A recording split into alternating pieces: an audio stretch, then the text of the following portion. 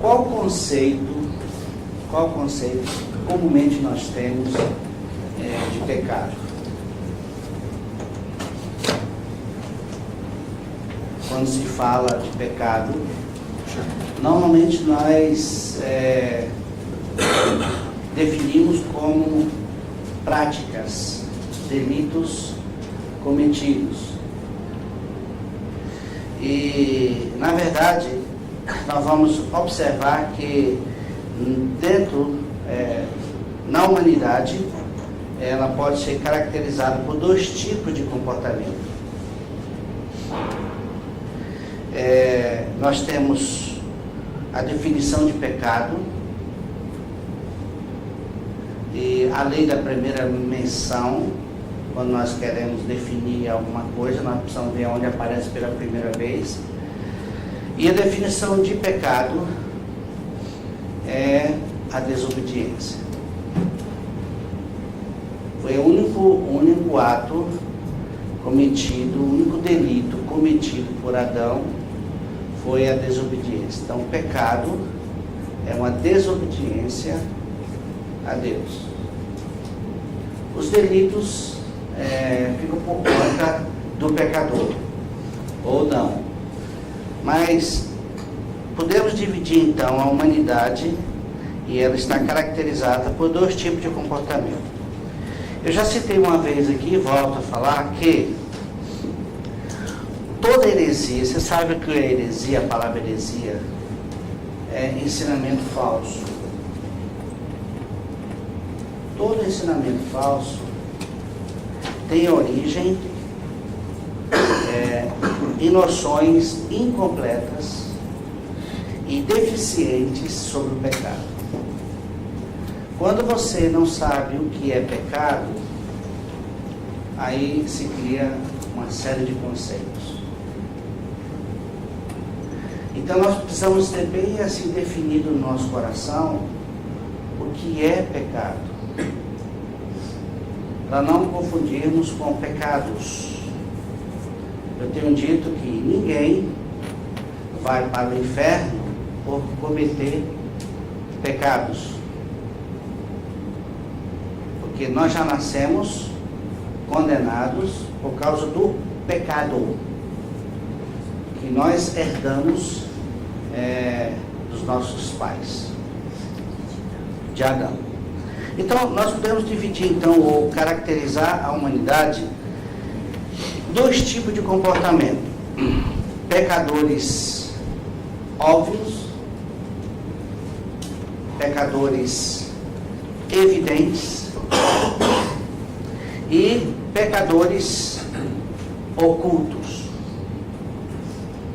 Então, vamos ver isso aí. O pecador oculto são aqueles que têm a natureza pecaminosa,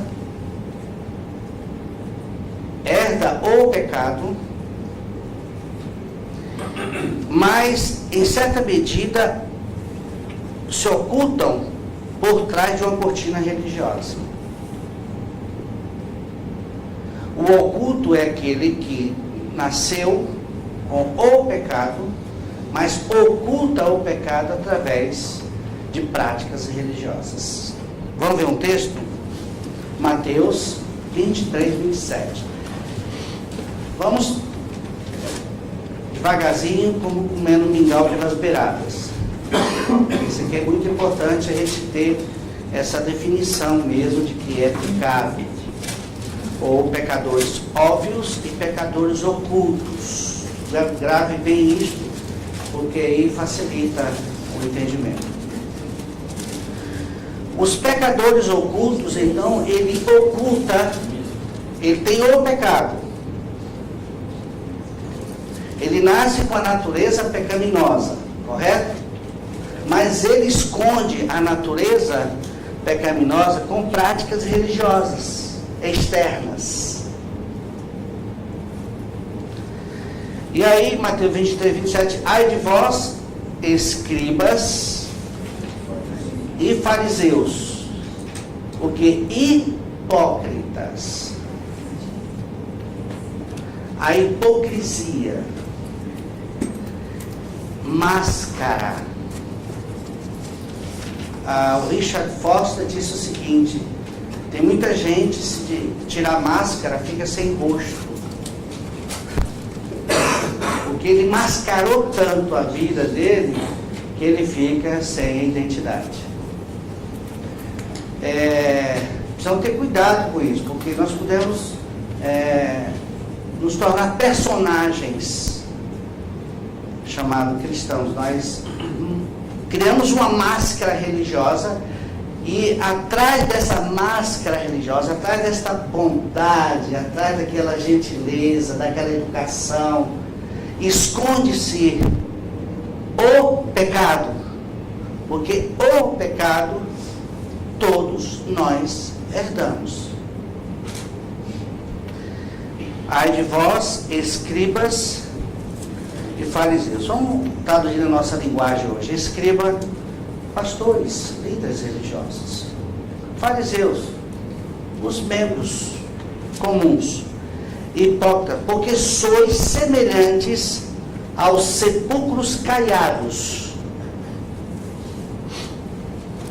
que por fora se mostram belos, mas interiormente estão cheios de ossos de mortos e de toda a imundícia. Se existe um ambiente propício para se usar máscara, são as nossas igrejas. Os crentes. Isso é muito comum. Ser uma coisa dentro, na convivência da comunidade, da igreja, e outra coisa lá no seio da família, ou a partir da segunda-feira. Então nós usamos máscaras, os mascarados. E quando a máscara cai, muitas vezes a pessoa muito se decepciona, fala: puxa vida, aquela pessoa era tão estudiosa, orava, tinha uma vida fervorosa, mas era tudo casca. Então nós precisamos ser cuidadosos, precisamos denunciar essa prática, para buscarmos uma realidade espiritual interna, para sermos o que somos diante de Deus em todos os ambientes. O relógio é relógio dentro da relojoaria, como é relógio no meu pulso, como é relógio na lata do lixo, dentro de uma lata de lixo. Quem está em Cristo é nova criatura em qualquer lugar que for. Não pode ficar mascarando por onde ela passa. Se alguém está em Cristo, e aí ela pode, em qualquer ambiente, este Cristo, ele não pode pendurar Jesus no cabide. Agora é outra coisa, eu vou agora viver de maneira da minha vontade. Então esse é o perigo, o que oculta, é o pecador que oculta no seu íntimo o pecado com uma fórmula, com regras, com comportamento externo. Pecadores ocultos são estes, e os pecadores óbvios. Como é que nós podemos definir este pecador óbvio? São aqueles que revelam o que de fato são. A natureza pecaminosa fica evidente, fica claro. Você olha e fala assim: aquele dali é o que é. Ele é o que é. Eu conheci um casal que o marido falou: Humberto, eu tenho 2 filhos. Este aqui, ele falava assim: esse aqui é o hipócrita. Esse filhinho aqui, ele é bonzinho. O outro é horrível. É um capetinha, né? Não é essa expressão que se usa, mas ele usou outra expressão, mas só para a gente. Ele é terrível. A canela dele era cheia de hematomas. Ele não podia ver uma propaganda que ele criava um pensamento obsceno em cima daquela propaganda. Um menino de 5, 6 anos. Ele falava assim: o mais perigoso é este aqui, que oculta. O outro já sei o que é. Esse aqui eu sei como é que eu trato ele. Agora esse aqui é quietinho, obediente em tudo, faz tudo como eu quero. Não me dá trabalho. Este é o mais perigoso do que o outro, que evidencia a natureza. Os dois precisam ser orientados, tanto um quanto o outro. Então, com relação ao pecador evidente, que está à vista de todos, Mateus 27, 44.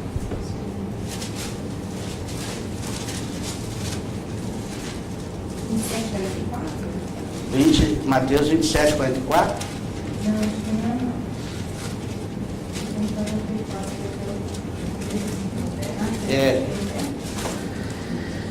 E os mesmos, esse, 24, 27, impropérios lhe diziam também os ladrões que haviam sido crucificados com ele. Aqui é o pecador evidente, que ficou claro, que botou para fora a angústia, que você pode olhar e falar assim, aqui o fruto está evidente e tem a sua origem. Então, podemos definir então a humanidade caracterizada nesses dois comportamentos, o pecador que oculta e o pecador que evidencia. Aí nós temos que lidar tanto um quanto o outro. Vamos agora para alguns exemplos. Por exemplo, na vida de Adão, logo depois da queda, 3:7. Qual foi a tentativa de Adão? O delito que ele tinha cometido, Gênesis 3:7. O pecado que ele tinha cometido foi o pecado da desobediência. Então, ele tentou ocultar o pecado com uma folha de figueira. Ele tentou ocultar. Aqui está, inclusive, a definição de religião. 3:7. Abriram-se então os olhos de ambos, e percebendo que estavam nus, coseram folha de figueiras e fizeram cintas para si. Aqui é chamada a lei da primeira menção. Se você quiser estudar sobre o sistema religioso, quando se cria regras e coloca sobre os ombros dos homens em busca de salvação, é só a partir daqui. Aqui você tem a definição do que é religião. Então, Adão, ele tentou se ocultar por trás de uma folha perecível de figueira. Porque a religião, ela não permanece. Ainda que uma pessoa esconda toda a realidade íntima, um dia ela aparece. Ela vaza. É o chamado ato falho, muitas vezes. Isso acontece. O cara comete um delito e se pega, puxa vida, esse eu não segurei, esse aqui não deu. Então, Adão tentou ocultar a sua verdadeira identidade, ou o pecado que jaz no seu íntimo, uma folha de figueira. Este é um pecador oculto. Vamos para outro exemplo. Na vida do fariseu, Lucas 18, a partir do 9.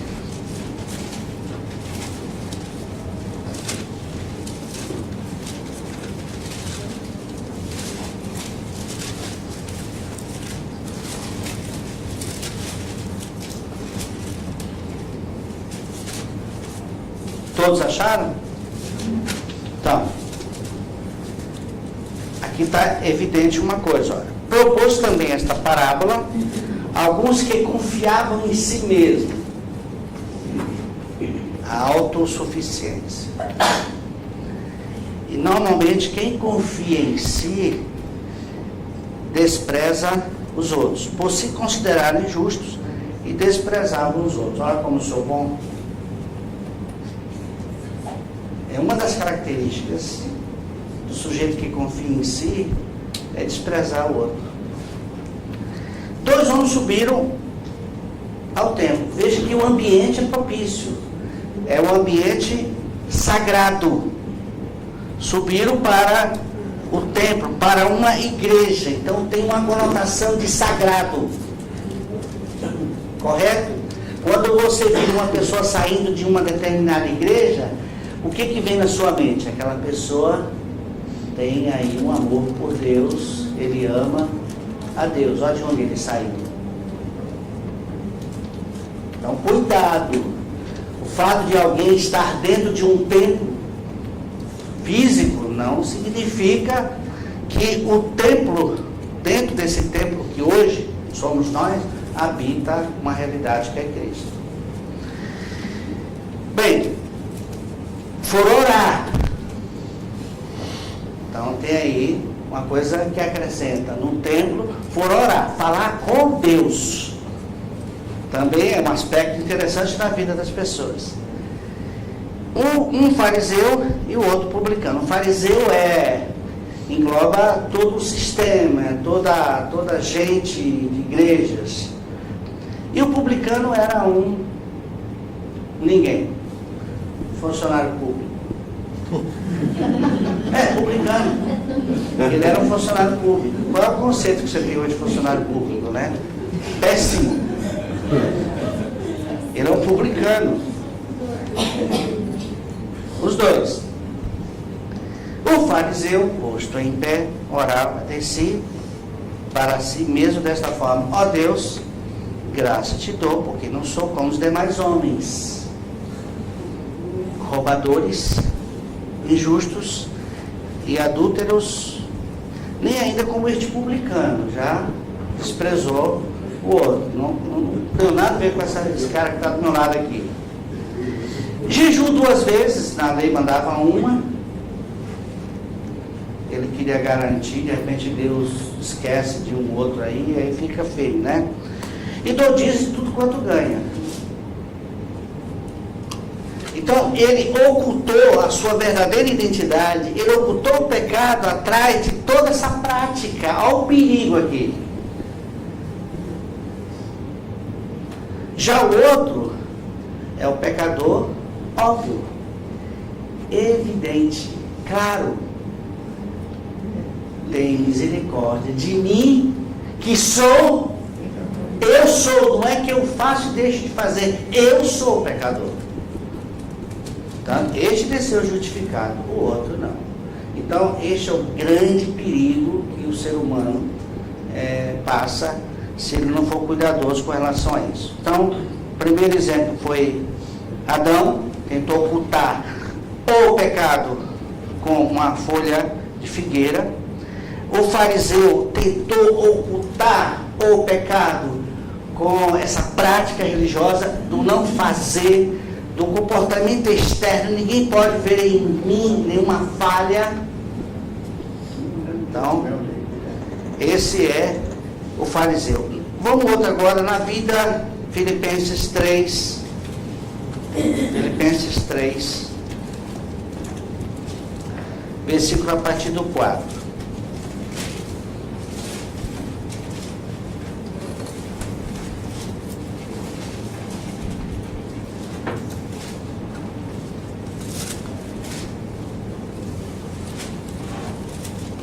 O que diz aí? Paulo dizendo, bem, ele está aqui na condição de Saulo, bem que eu poderia confiar também na carne. Se qualquer outro pensa que pode confiar na carne, eu ainda muito mais. Circuncidado ao 8º dia, da linhagem de Israel, da tribo de Benjamim, hebreu de hebreus, quanto à lei, fariseu, quanto ao zelo, perseguidor da igreja, quanto à justiça que é na lei, irrepreensível. Tem alguém melhor do que Paulo para ser introduzido no reino dos céus com estas qualificações aqui? Não tem.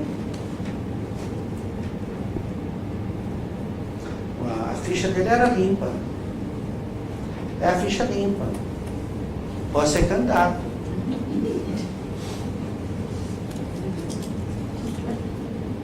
Tá aí. Agora, vocês sabem que Paulo considerou tudo isso como lixo. Tudo que você faz para ser aceito por Deus, tudo que você faz não serve, é abominação, é lixo. Toda essa construção externa que o sistema religioso propõe, de uma certa forma, ou mais apurado, um pouco mais pesado, leve, moderado, que nós encontramos no mercado. Você vê igrejas liberais, você pode fazer o que você quer, não tem problema. O outro, olha, cuida com as coisas, cuidado com aquilo que você fala, cuidado com aquilo que você está fazendo, caminhando por aí, cuidado. Esses cuidados externos, eles não têm poder nenhum para segurar a força, que o pecado é uma lei, é como a lei da gravidade. Você pode segurar por quanto tempo o pecado que está dentro dessa pergunta? Por quanto tempo eu aguentaria com este braço aqui? Há um momento que eu não aguento, eu vou ceder, que a lei da gravidade está puxando. Há uma força interior, o pecado nos puxando para baixo. E aí a gente constrói uma outra força para tentar impedir. Aí você cansa. Por isso que existe um esgotamento espiritual. As pessoas estão esgotadas, porque a orientação é o cuidado externo. Você tem que se esforçar, você tem que se dedicar, você tem que fazer. Só que a lei do pecado está puxando e você está tentando vencer a lei do pecado pela força do braço, pelos seus argumentos, pelas suas práticas. É isso que aconteceu com o fariseu. Agora, quando você olha para os ares, você vê um avião, como é que ele está lá em cima? Porque existe a lei da aerodinâmica, uma lei superior à lei da gravidade. Então nós precisamos de uma lei maior do que a lei do pecado. É a lei da vida, do espírito da vida, que vence a lei do pecado e da morte. Só Jesus.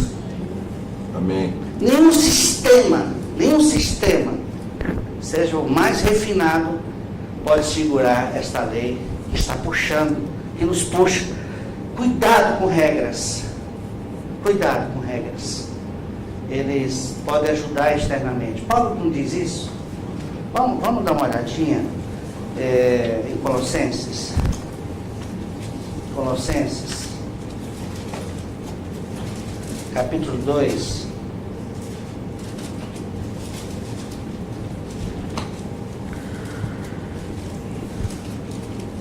Versículo a partir do 20.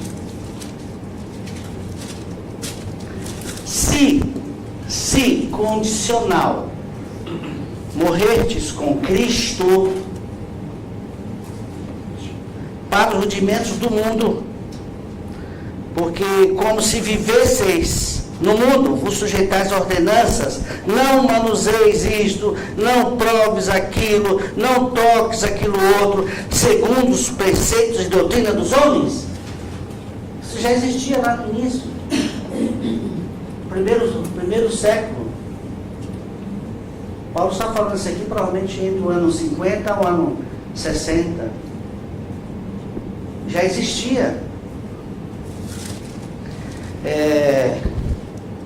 essa doutrina, esses preceitos. Não faça, não toque, não isso, não aquilo outro. E a gente bota o sujeito dentro de uma gaiola. com regras. Gaiola tem vários nomes, pode ser em qualquer igreja. Gaiolas. Fica cercando, ou arapuca, cercando o sujeito. E ele está ali dentro. Não faça. Há uma certa hora que ele não aguenta, ele explode. Eu vou contar esta experiência, que foi contada numa gravação da vida do pastor Buchaim. Ele viveu essa experiência aqui em Cianorte. Normalmente ele viajava por aqui e passava nessa igreja. E quando ele passou lá, ele ficou sabendo que o irmão Antônio tinha abandonado a igreja. Isso ele já estava com 80 anos. Ele abandonou. Há 80 anos foi embora. Pastor, poxa, ele ficou sabendo e foi atrás dele. Sabia o que tinha ocorrido. Chegou na casa dele, ele estava sentado naquela cadeira, descanso, né? E ele conversando e tal, e então entraram na conversa. Aí, irmão Antônio, o que houve? Ele contou a história, pastor. Até meus 20 anos, eu era um prostituto. E um dia, eu conheci a minha esposa, essa mulher que você conhece, e ela era de uma igreja, e eu comecei a namorar e larguei a vida promíscua, me casei e me tornei membro desta igreja. E aí eu comecei ali, me envolvendo com um grupo, e de repente eu passei a ser do grupo de jovens, eu ministrava para os jovens, de repente acharam que eu estava crescendo e me colocaram como diácono, então eu era um líder aqui dentro. Mas uma coisa eu quero dizer para o senhor, que aquilo, eu saí da prostituição, mas a prostituição nunca saiu de dentro de mim. Falou para a pessoa certa. Quando você bota a sua angústia para uma pessoa certa, com certeza o remédio vai aparecer. Você dá o diagnóstico certo, o médico dá a você, que é o remédio. Então o pastor Rochaim ministrou para ele Gálatas 2, 19, 20.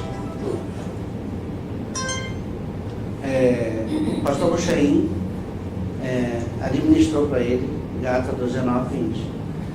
E ele pegou a Bíblia e colocou no colo do irmão Antônio. Leia aí. Ele leu, porque eu morri e estou crucificado com Cristo, vivo não mais eu. Lê novamente, porque eu estou crucificado. Lê novamente. Aí teve uma hora que ele...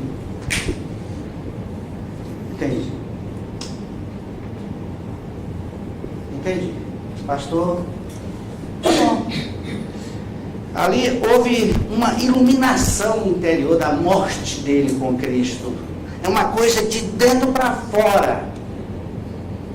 Não é fugir do mundo. Hoje está aí essa preocupação pelo mundo. O mundo realmente está um caos.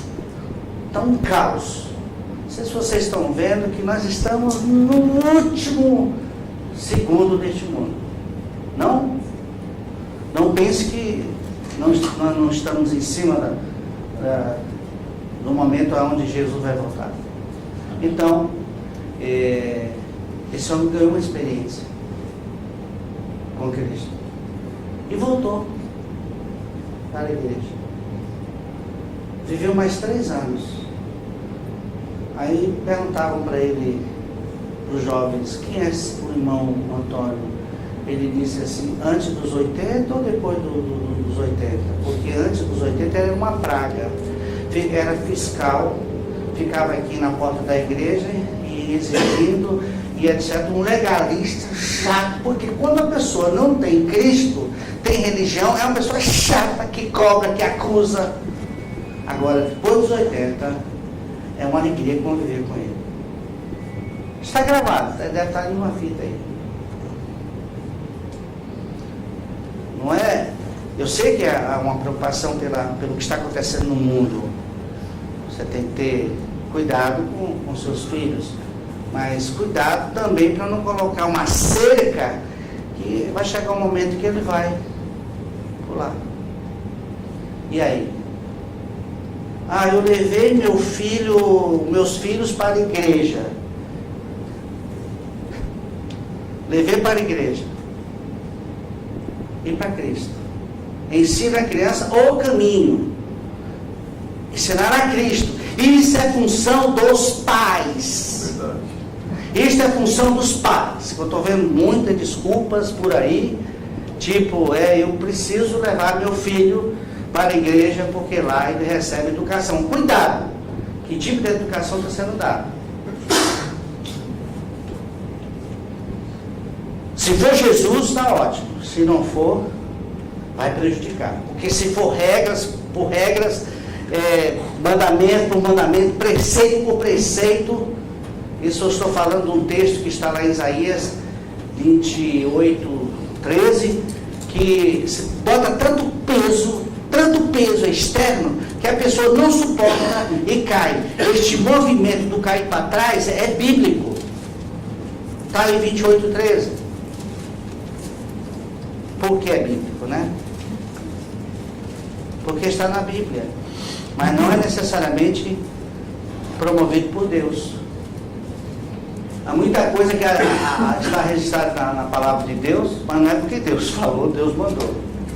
É para denunciar que está errado. Assim, pois, 28:13. Assim, pois, a palavra do Senhor será preceito sobre preceito, preceito e mais preceito, regra sobre regra, e mais regra, um pouco aqui, um pouco ali, para que vão e caiam para trás, e se quebrantem, se enlacem, sejam presos. Isso aqui é obra de condenação, não é de libertação. Sejam presos. E aí todo mundo acha uma coisa maravilhosa. Bota a mão na testa e pum, cai lá. Salva do diabo.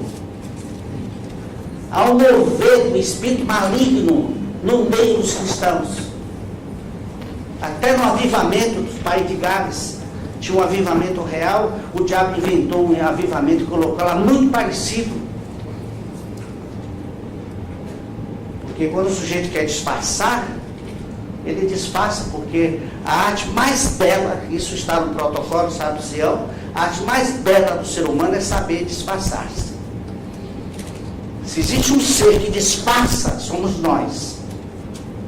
Por isso que a cruz tem que entrar. A cruz tem que arrancar. Tem que ser de dentro para fora. Para Cristo ser a nossa vida. E temos uma realidade espiritual, uma coisa de dentro para fora, gente. Uma coisa produzida. É natural. Vamos lá. Então, pecadores ocultos, aquele que esconde a sua realidade atrás de uma capa. Não sei se eu estou fazendo entendido, mas na medida do possível eu quero ser claro. Essa capa religiosa que nós vestimos, e a podridão está lá no íntimo. Uma vez eu assisti um clipe do Michael Jackson que me surpreendeu. E ele, na dança dele, não sei como é que é a logística lá, mas saía de dentro dele um monstro. Eu falei, engraçado, até o mundo secular já sabe o que tem dentro do ser humano. Eles sabem. Se existe um diagnóstico feito pelo mundo secular, Hollywood dá de 10-0 em muitas pregações. Eles dão. Existe um diagnóstico mais perfeito, elaborado do que o filme Diabo, o Advogado do Diabo? Existe assistido ou não? Se não assistiu, assista. Aquele cara tinha uma mente por trás dele ali, uma mente secularizada, mas ele teve a visão do que significa o ser humano, o que há dentro do ser humano. Então, Deus tem que ter misericórdia, como Ele sempre tem. Então, os pecadores óbvios são aqueles que escondem. E os evidentes são aqueles que botam para fora. Não tem medo de ser o que é. Não estou dizendo para você ficar falando agora tudo que você é e botar para fora, não é por aí. É que ele é o que ele é, e aí você percebe numa fala, você percebe numa atitude, e ele não se preocupa com isso. Por exemplo, os ladrões, que nós já lemos, eles lançavam impropérios, eram pecadores evidentes. A parábola do publicano, ele evidenciou: eu sou pecador. Coisa essa difícil, porque, gente, nós precisamos prestar bem atenção que o mundo, de certa forma, a tentativa foi cristianizar as pessoas. Isso começou lá atrás. Eu posso precisar mais ou menos, não estou dizendo que houve erros ali, mas houve-se alguns, mas de 1500 para cá, os movimentos a querer transformar o mundo numa nova Jerusalém, no reino de Deus, na força. Com Deus foi Calvino que tentou dizer que Genebra seria o reino, a nova Jerusalém, mas por imposição, por regras.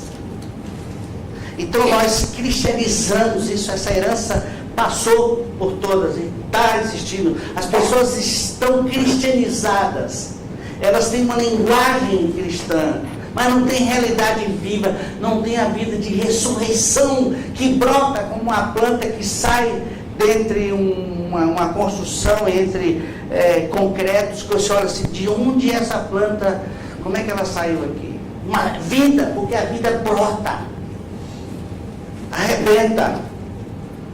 Mas nós estamos cristianizando as pessoas. E quando chega a realidade, aí você sabe, quando o negócio, o cinto aperta, você vê que ninguém quer nada com nada. Você vive num período em que nós vamos descobrir que nós vamos estar aqui, não vou dizer para você que nós vamos sair, é quando aparecer, quando começar a grande atribulação. Não pense, não há na Bíblia um versículo sequer que mostra que a igreja vai ser arrebatada antes da tribulação. Não há um versículo bíblico. A igreja nunca discutiu esse assunto até 1830, quando Darby sistematizou, a partir de um sonho, de uma suposta revelação de uma menina que viu a igreja subindo e o anticristo descendo.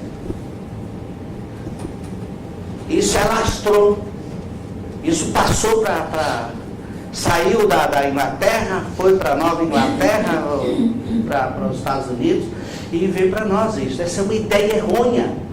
Por que as pessoas aceitam? Porque uma autoridade está lá na frente falando e ninguém investiga. Não há. E aí a gente não está preparado. Na hora que o negócio começar, na hora que eu sinto arrochar, aí você vai saber. Há muita gente que vai negociar com o sistema, o novo sistema, com esse mundo. O filho pródigo também foi um pecador evidente.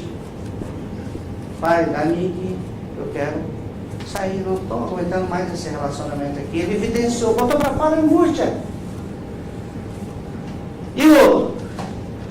O outro é o pecador oculto. Está lá, fazendo todas as funções como filho. Mas ele tinha uma mentalidade de servo e não de filho. Ele tinha uma mentalidade para servir. E aí o sistema religioso coloca sobre as nossas vidas esse sistema, a mentalidade de servo. Não, gente, nós somos filhos de Deus. Podemos abrir a geladeira como filhos e pegar o que nós queremos. O servo não pode. O servo tem que pedir permissão. O filho não. O filho vai lá e pega a liberdade. Outro caso do pecador evidente é a mulher adúltera. Ela foi pega em adultério. João 8, de 1 a 4.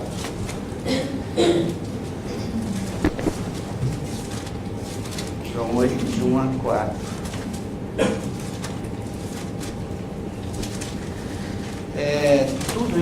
gente, é para a gente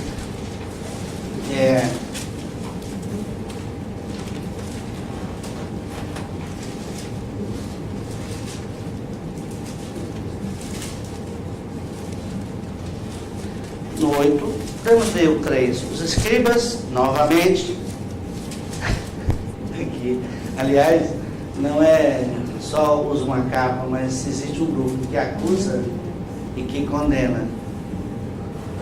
Por isso que muitas vezes não é bom contar as suas angústias para o religioso, não, porque ele vai ouvir, mas daqui a pouco ele vai contar para outros e vai te condenar. Viu? Os escribas falam assim: eu trouxera a sua presença uma mulher surpreendida em adultério, uma pecadora que caracterizada por uma evidência, uma pecadora óbvia,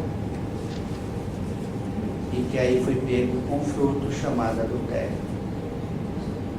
Vocês entenderam agora que a humanidade está caracterizada por estes dois princípios?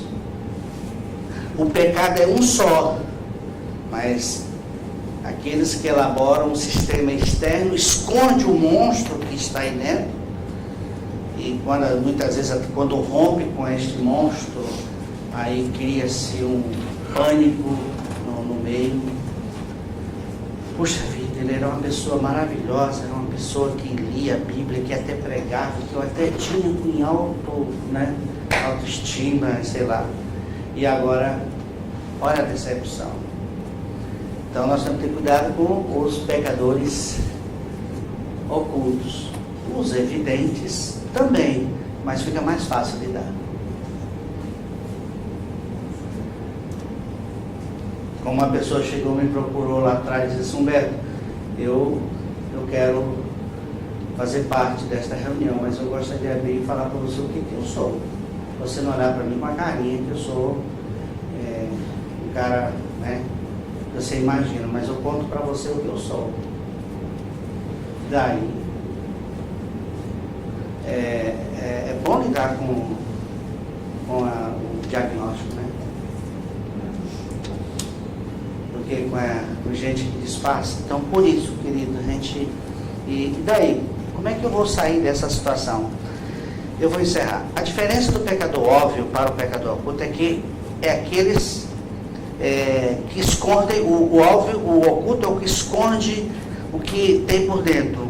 E o óbvio é aquele que mostra, que manifesta, porque o fruto foi da árvore do conhecimento do bem, uma só árvore com dois galhos, o bem e o mal, vem de uma só raiz, Vocês agora entenderam que o princípio do pecado é este? É alguém que nasce com uma estrutura espiritual, com uma raiz, com uma árvore que Jesus fala. Toda árvore, toda planta que meu pai celestial plantou será arrancada. Agora, as pessoas nascem com esta árvore aí dentro, e a tendência de uns é o bem, ocultar a raiz pela prática do bem, e o outro evidencia a raiz através das manifestações, porque a árvore é uma só, com dois galhos. Isso confunde, porque o pecador oculto, ele é muito parecido com o verdadeiro. É muito parecido com o verdadeiro. Por isso que o projeto de Deus é arrancar, desarraigar, tirar pela raiz, aniquilar o pecado, tirar a árvore que nós engolimos em Adão.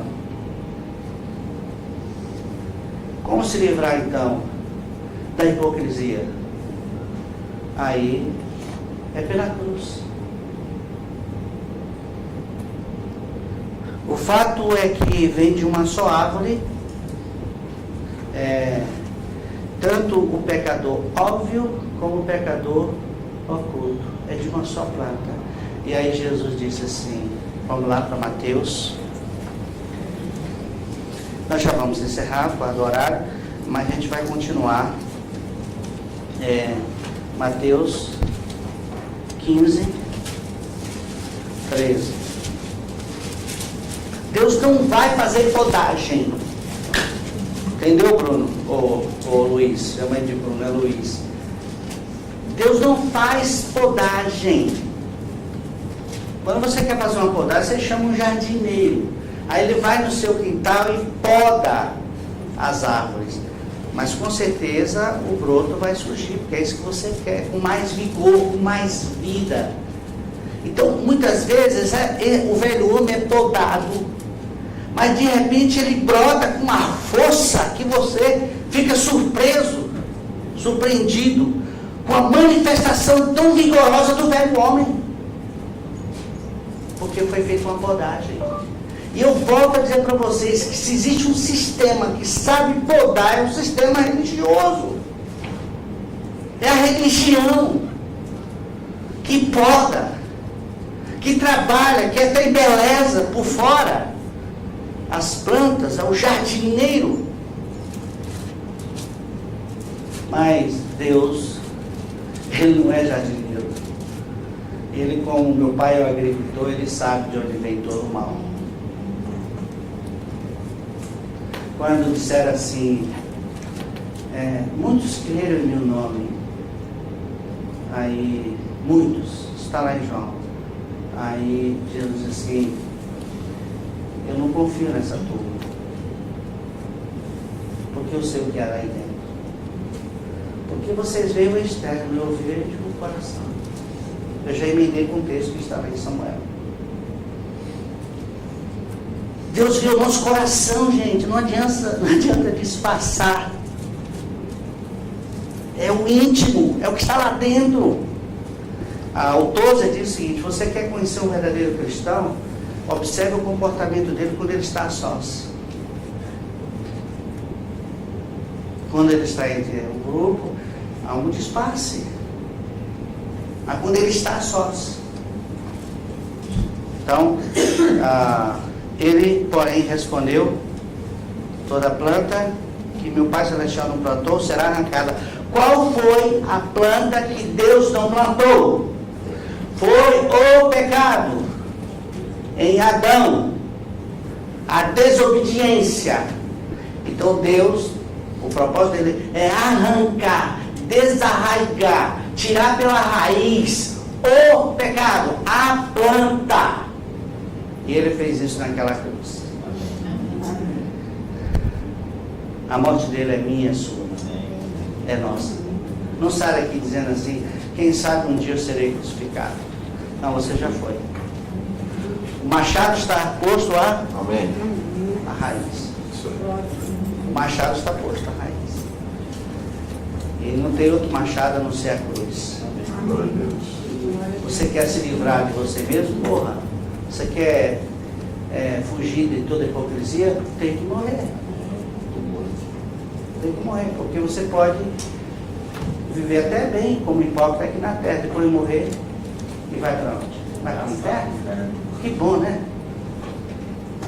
Então, gente, que Deus, eu teria mais algumas coisas, mas eu vou deixar para o próximo. O fato é que nós herdamos uma planta, e essa planta tem que ser erradicada, tirada, desarraigada de dentro de nós. Nessa atração, quando ele foi levantado da terra, ele atraiu a árvore, o pecado, e crucificou. Então você nasceu com essa árvore, eu nasci, ainda que essa árvore não produza nenhum fruto externo, ou produza. Esta árvore pode ser podada ao ponto de você ser um pecador oculto. E aí você pode deixar essa planta manifestar os frutos. Aí é um pecador patente e você facilmente define. Então, tanto um quanto o outro precisa da cruz do nosso Senhor Jesus Cristo. Fomos incluídos. Isso significa que a morte foi a morte de todos, tanto o pecador óbvio, como também o pecador oculto. Os dois precisam experimentar a sentença de morte imposta por Deus. A alma que pecar, essa morrerá. E nós pecamos em Adão.